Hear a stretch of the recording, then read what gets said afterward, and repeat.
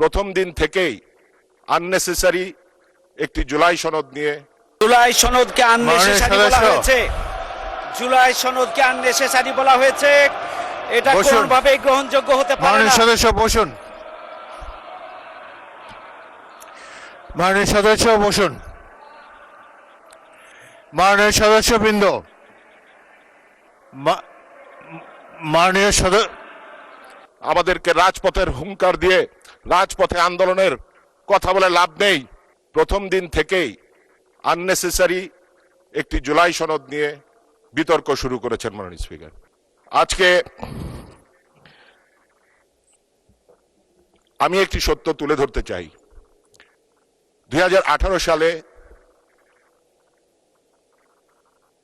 কোটা আন্দোলন হয়েছে, 2024 সালেও কোটা আন্দোলন হয়েছে, এবং অনেকেই হয়তো জানেন না আমাদের মাননীয় প্রধানমন্ত্রী 2014 সালের 15 জুলাই লন্ডনের টাওয়ার হিলে একটি সমাবেশে উনি ঘোষণা দিয়েছিলেন যে বিএনপি যদি রাষ্ট্র পরিচালনার দায়িত্বে কখনো আসে তাহলে এই যে কোটা সমস্যা, এই কোটাকে 56% থেকে কমিয়ে 5%-এ আনা হবে।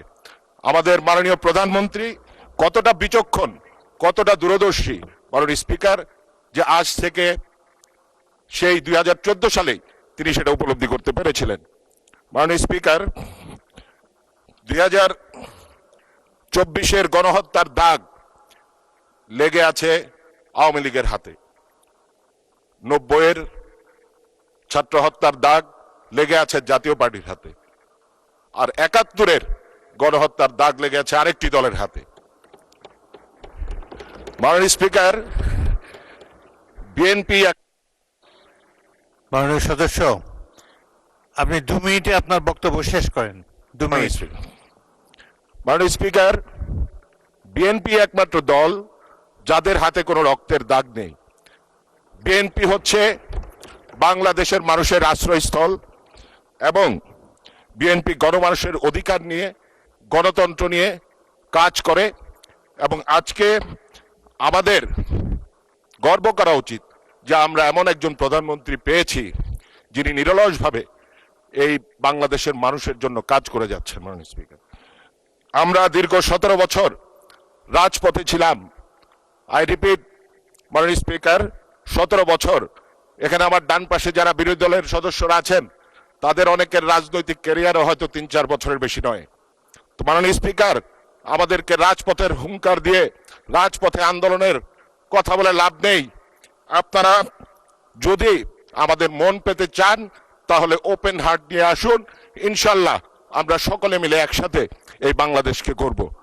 আপনাকে মাননীয় স্পিকার ধন্যবাদ জানাই।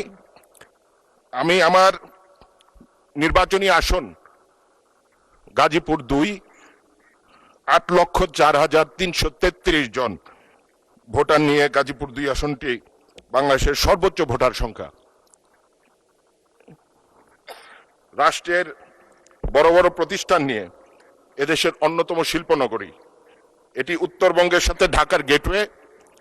গাজীপুরে আছে উন্নয়নের নামে বিগত ফ্যাসিস্ট সরকারের লুটপাটের নিদর্শন বিআরটি প্রকল্প, যা বর্তমানে গলার কাটা হয়ে দাঁড়িয়েছে। এটাকে দ্রুত অপসারণ করা দরকার, কারণ এটা যানজট, দুর্ঘটনা স্থানে পরিণত হয়েছে। মাননীয় সদস্যবৃন্দ, পয়েন্ট অফ অর্ডার। জি বলুন। তো দুঃখজনকভাবে যে জুলাই গণঅভ্যুত্থানের মাধ্যমে নতুন বাংলাদেশ, যে জুলাই গণঅভ্যুত্থানের ধারাবাহিকতায় আজকে সংসদ, যে জুলাই গণঅভ্যুত্থানের ধারাবাহিকতায় আজকে ট্রেজারি বেঞ্চের সরকার গঠন করেছেন যারা, আজকের এই মহান সংসদে জুলাইকে আননেসেসারি বলা হয়েছে। জুলাই আলোচনাকে ধন্যবাদ। এটি কোনোভাবেই গ্রহণযোগ্য হতে পারে না। জুলাই সনদকে আননেসেসারি বলা হয়েছে। জুলাই সনদকে আননেসেসারি বলা হয়েছে। এটা কোনোভাবেই গ্রহণযোগ্য হতে পারে না। মাননীয় সদস্য বসুন। মাননীয় সদস্য বসুন।